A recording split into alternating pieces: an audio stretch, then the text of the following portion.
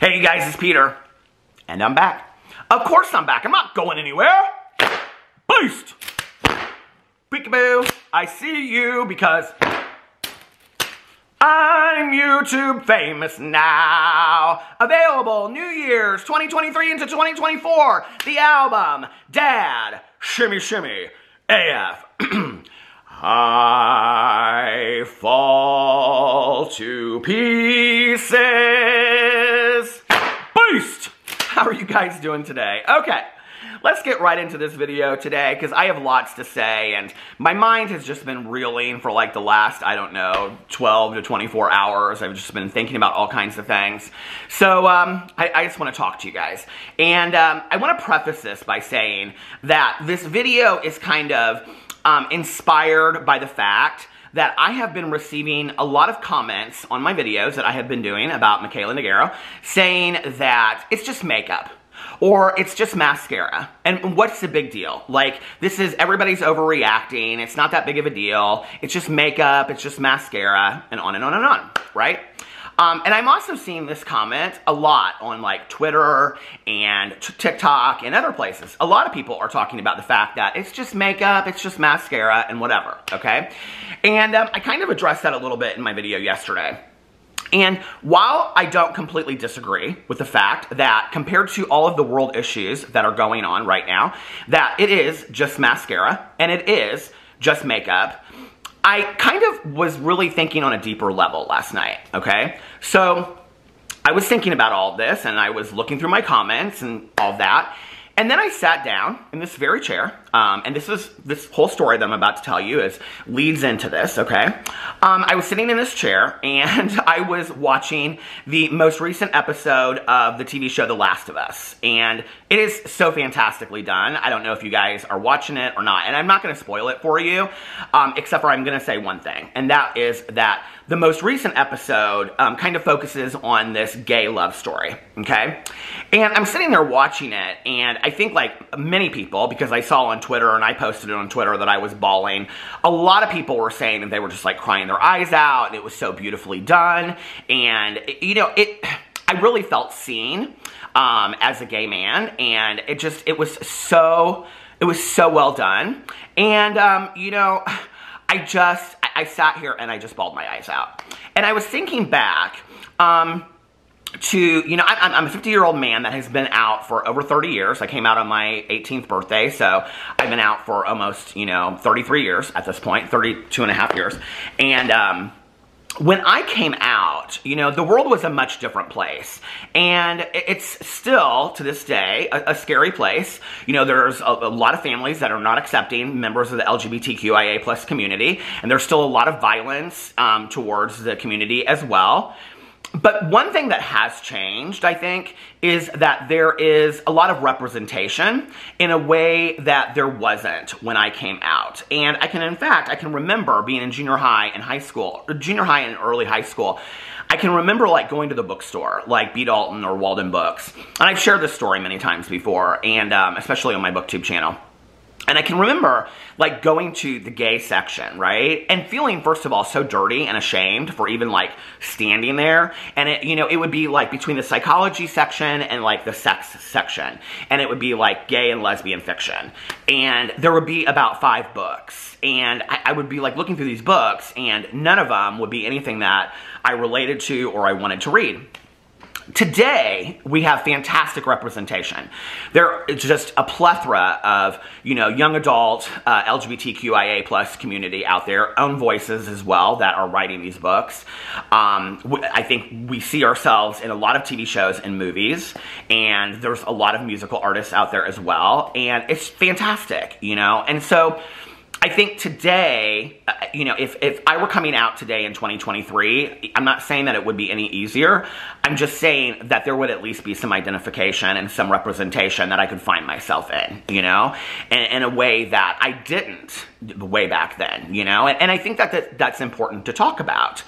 And so I'm watching this show, and at the same time, I'm kind of thinking about all of this, and, you know, and for some reason, I started thinking about, you know, through the years, people that I identified with in pop culture that came out and love him or hate him, but kind of like, I don't know, led the way as making me feel like I was okay. Because when I came out into the world that I came out in, I did not feel that the world that I came out in, that I could live my life. Now, I came out to two very accepting parents and an accepting family. If you've ever heard anything of my coming out story, like, my parents were just super loving and supportive.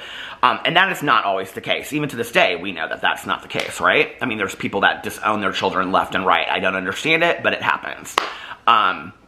But I was still afraid. I was like, you know, I can remember being in high school and thinking to myself, it's interesting because a lot of the people that I went to high school with that came out later thanked me for being out in high school, and I was like, I wasn't out in high school. In fact, I had a girlfriend, and she came out later as a lesbian, but that's besides the point. You know, I can remember being in, like, high school and thinking to myself, I'm going to have to live in the closet for the rest of my life because I can never be out. And this world that I have today, where I live in a home with my husband and our dog, and, you know, we go out to eat and we go over to our friends' houses and we travel together and, you know, and all of that. Like, I never could have imagined that I'm legally married. I never could have imagined that that would have been my life. Seeing other people kind of pave the road, especially through pop culture, was a way for me to see representation of myself, was a way for me to identify with myself. So I would see them, and then I would think, okay, well, if they can do it, then I can too, right? Or if I would see it in a movie, or if I would read a book, I can, you know, I would see it, and I would think, oh, well, then I can have that too, right? And I think to some degree, that is the relationship that a lot of people build with YouTubers and TikTokers and things like that. You know, one of the most common comments that I get from people is that they'll say to me, thank you so much for your videos. And this is such a meaningful comment to me. People will say, like, I was going through a horrible breakup or divorce, or, you know, somebody in my life was sick, or I was going through chemo, or I moved across country, or I was in school and you really helped me get through studying times, or whatever, you know? And people will say, you made me laugh, or you made me think about things, and it really helped, and I really appreciate that. And one of the channels I get that on the most is my Peterisms channel, which is where I just talk about, I read meditations and I talk about things I've learned in my life, right? So I think that people build this relationship with YouTubers and TikTokers because they trust them, and they develop this loving kind of relationship with them because of what that person has helped them get through. They go to that person, right? So when you build this distrust between you and your audience, you're starting to break down that relationship a little bit. And as somebody that has done this for 6.5 years on YouTube, I don't take that for granted, you know? And I also, I have an issue with YouTubers, and I know people don't like it when I say this, but I have an issue with YouTubers that take that for granted, that really do, you know?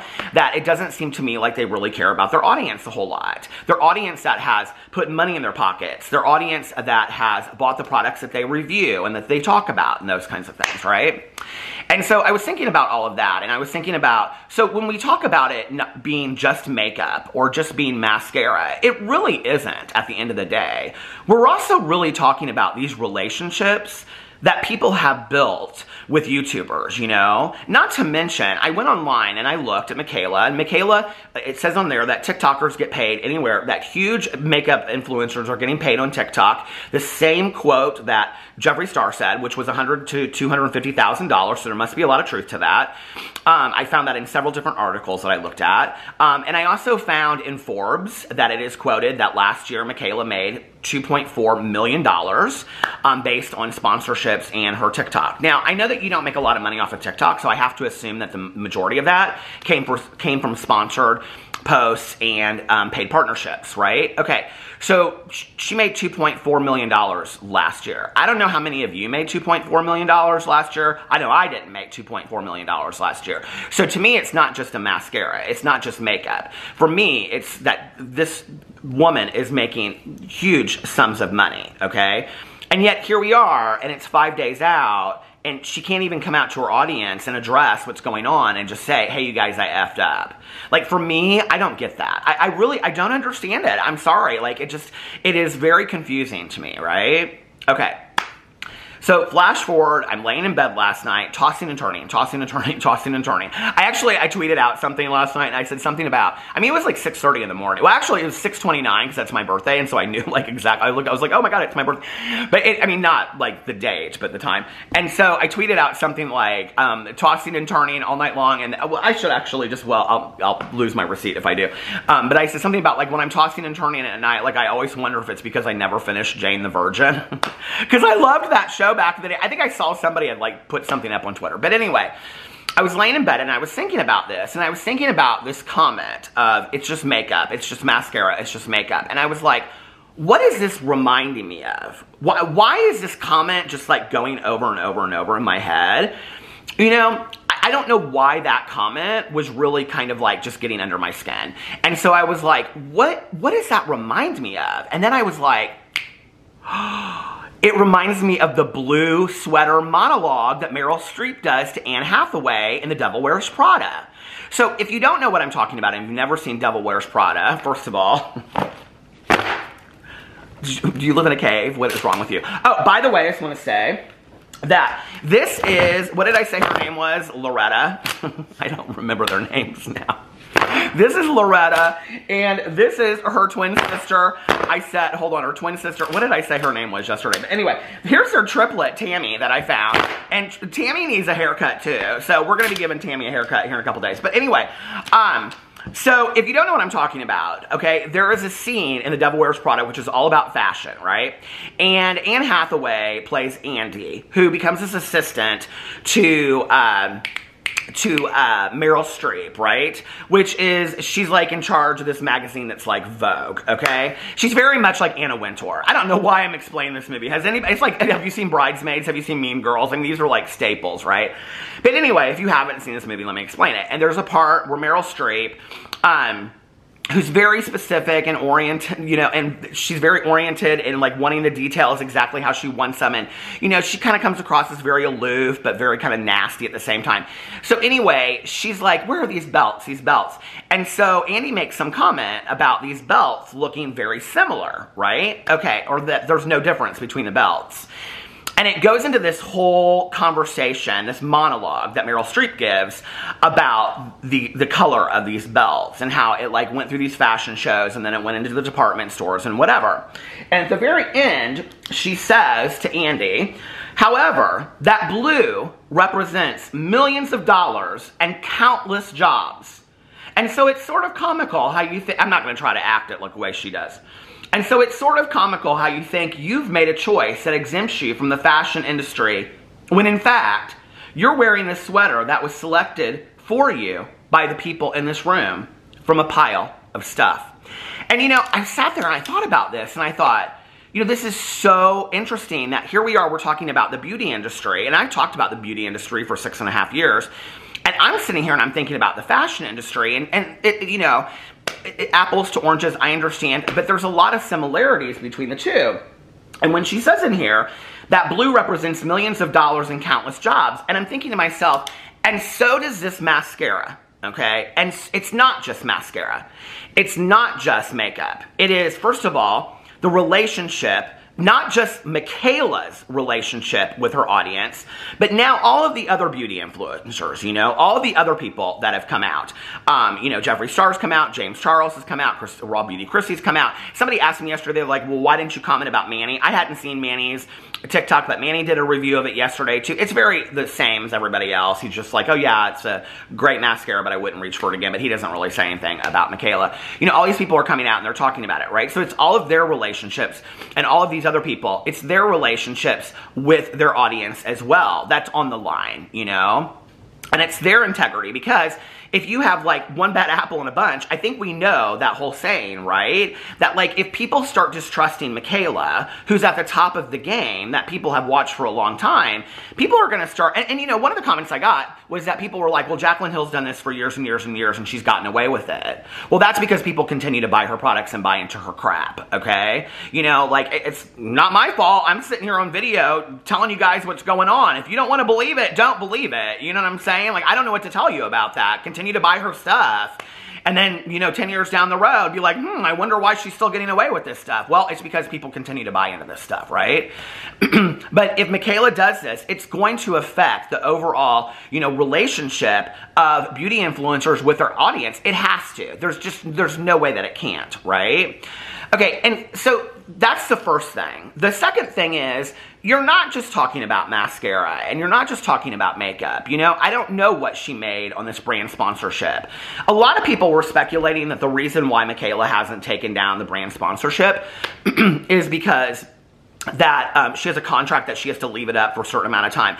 I don't know what people know about brand sponsorships, but like when you sign a contract to leave a video up for a certain amount of time, it's not like 6 days, you guys. It's like 6 months to a year. I mean, it's a long period of time, right? So, but that being said, I mean, if she broke the contract, if she called L'Oreal and said, I have to get out of this contract, I mean, this is my reputation, like, I have to take down this video, and they were like, no, we're going to take down the video. I mean, I would have to think that there's some kind of legal that could get involved that would say, okay, so what's going to be the expense if I take down this video? Well, you won't get paid, or you'll have to pay us back, or whatever. So then it does become about money. Then it's not just about mascara, and it's not just about makeup again, then it's about money. And a lot of this seems to me to be about money. When she's making $2.4 million in a year, when she's buying a house, and she said in this article, I never even thought that I would own a home, you know? And all of this is based off of makeup. It's all makeup, right? And I ask you a question, because a lot of people that are watching this are probably people that have followed beauty drama for a long time, or probably people that have bought makeup from, you know, the makeup influencers through the years, whether that be Laura Lee or Jeffree Star or, you know, Jaclyn Hill or whoever, okay? Or if you just buy makeup at the, you know, I was going to say the gas station. Well, I don't know. Maybe they have makeup at your gas station, but whether you buy it, you know, at the Walmart or the Meijer or the Target or wherever you buy it, right? Over the course of the last 5 to 10 years, how much money do you think that you've spent on makeup? Like, seriously. If you're somebody that's really into doing makeup, and you think about the height of, like, the makeup beauty industry on YouTube and people doing tutorials and all that kind of stuff, how much money were you really spending? Like, I know, like, I think a Jeffree Star palette costs like $52. So if you're somebody that collected all of his palettes, let's just say you have 10 of his palettes, that's $500, right? $500 is a lot of money. I wish I had $500 in my pocket right now. You know, and I'm not saying that you shouldn't buy those things, right? I mean, a lot of people love Jeffree Star's makeup. Jaclyn Hill's palettes, they're expensive too, you know? So Laura Lee's palettes, Manny's, all of them. So no matter who you're buying, like, and this isn't about that influencer, any specific influencer. I'm just saying, ask yourself, how much money have you spent on makeup in the last 5 to 10 years? Oh, or over the course of you wearing makeup in your life, and then say it's just makeup. If you're somebody that wears a lot of makeup, or if you're somebody that likes to play with makeup or do looks and things like that, is it just makeup? At the end of the day, is it just mascara? But let me take you one step further. So I was looking into this, and okay, so walk with me on this, all right? And I was thinking to myself, so everybody is posting now these TikToks and these pictures of how when you go into stores, you can't get this L'Oreal telescopic mascara anywhere. It's like sold out everywhere, right? But I have a feeling if you go to Walmart and you're looking for this telescopic mascara, that probably within the same lane, you probably can find Revlon, right? I would think that if you're looking for mascara, you probably can find Revlon. In fact, I pulled up this kind of Revlon, mascara. I don't know how similar it is to this. I just pulled up any mascara, and it's the Revlon So Fierce mascara. So, you know, I'm sure that if you went to Walmart, that wouldn't be difficult to find, but probably the telescopic mascara would be difficult to find, right? So by Michaela doing this paid sponsorship where she allegedly lied and put falsies on her eye, she has given L'Oreal the ability to sell out, right? Which means their direct competitor, they are not owned by the same company. Revlon and L'Oreal are owned by completely different companies. That means that Revlon, okay, is not able to sell as much of their product because L'Oreal now has this brand sponsorship that they have done that this person is selling all this kind of stuff, right? And they're selling out left and right. So when you're going to the store and it's like, should I buy Revlon or should I buy L'Oreal? You're going to buy the L'Oreal because you've heard Michaela or any of this number of beauty influencers get in a video or get in a TikTok and say, this is the best mascara I've ever had. You should buy it too, right? Like, this is a game changer. She says all all of that kind of stuff in the TikTok, right? Which is still up to this day, right? I mean, she's still getting, she has like 40 million views on this TikTok. It's unreal to me, right? Okay. So then you talk about the fact that Revlon, all of a sudden, they're not selling any more of these mascaras as much as they were before because people are buying these telescopic mascaras. Now, that doesn't seem like that big of a deal to you, right? Well, when we're talking about all kinds of makeup and what people are doing and where they're sending their brand sponsorships and who they're doing it, and L'Oreal seems to be doing a lot of brand sponsorships with a lot of products with a lot of different people, right? Could they put out Revlon? Probably not. Revlon's been around for a long time, right? But we did just see the dissolution of Morphe and Forma brands, right? Going into Chapter 11 bankruptcy and having to completely restructure. Why? Because people are not spending as much money on influencer makeup. That was a huge reason why, okay? So it is about money. It is a huge thing. And money, like it said in this quote, is from The Devil Wears Prada, is about millions of dollars and countless jobs, okay? And I looked in here, and it was interesting when I looked up the manufacturing plant for L'Oreal, and when you go in here, L'Oreal, it says, hold on a second, North Little Rock is home to L'Oreal USA's largest global manufacturing plant. The facility, one of 5 in North America, is nearly a start-to-finish facility producing face powders, eyeshadows, mascaras, lip glosses, and nail polishes for Maybelline, New York. This is one of the biggest factories in the country, okay? But they have 5 in the country, all right? So that's L'Oreal. And then if you go in here, it talks about their Paris plant. It talks about their plant in Indonesia. It talks about other plants that they are starting. Here's one in Kentucky. That's going to be this huge plant that they've grown. And then this other one in Paris, or near Paris, that is like a $15 million one that there's this factory. You're talking about a lot of jobs.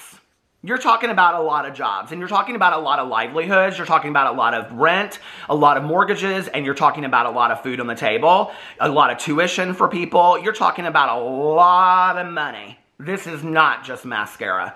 This is not just makeup, right? You know, and I also looked at Revlon because I wanted to see Revlon's manufacturing places, and it says on here, Revlon makes color cosmetics, hair color, beauty tools, fragrances, skincare, antiperspirant, deodorants, and other beauty care products. Revlon's site in Oxford, North Carolina is the company's largest manufacturing plant, okay? Which is interesting because when you go and you do some research into Oxford, North Carolina, what you find is that the Revlon plant is the #1 source of employment in Oxford, North Carolina. So I don't know, for me, at the end of the day, no, it's not just makeup, and it's not just mascara. I think that's our way of simplifying it to excuse the influencer that we love, but that's not it at the end of the day. It's a lot of money, and it is a lot of people's livelihoods, and it's also trust in a relationship that you have built with an influencer. And for me, I just don't think it's that much to ask that an influencer that has been so incredibly blessed, you know, and when you go in and you read about Michaela's story and that she was working in the Ulta store just in 2020, and in 2020 she, you know, transitioned over to TikTok because she didn't think that she could do it full time and she was very scared, and now it's 2023 and she just bought her first house when she never thought that she would be able to buy a house and all this kind of stuff, right? When you see all of that, it's like, you are so blessed with this incredible life. Is it too much to ask for you to get into a TikTok, a 3-minute TikTok, and give an honest review and continue to give your audience what they want? I mean, when you go over there and you read the comments and people say, I'm so disappointed in you, or I really trusted in you and I really loved you, but this is not it, and you need to come out and you need to talk about this and whatever. And it just goes on and on and on, right? It's like, I don't think that being honest in a review is honestly that much to ask. I really don't. You know, I really don't. And it is a lot more than just mascara and makeup, you know? It's the money that you've spent. It's the time that you've spent watching these videos and these TikToks. It's the relationship that you've built with these people. It's the jobs that people have working in these plants, not to mention the people that work in the CVS, the Walmart, the the Ulta, the Sephora, you know, putting these products up, selling these products, all of that. The makeup artists that work out there, all of the trained makeup artists that work out there, you know, that are working with these products and things like that. I mean, it goes on and on and on and on and on, okay? So no, at the end of the day, it's not just mascara and it's not just makeup. It's a bigger deal than that. It's actually a really huge deal. So anyway, let me know what you think about all of that in the comment section below. I love you guys, and I will see you tomorrow. Bye.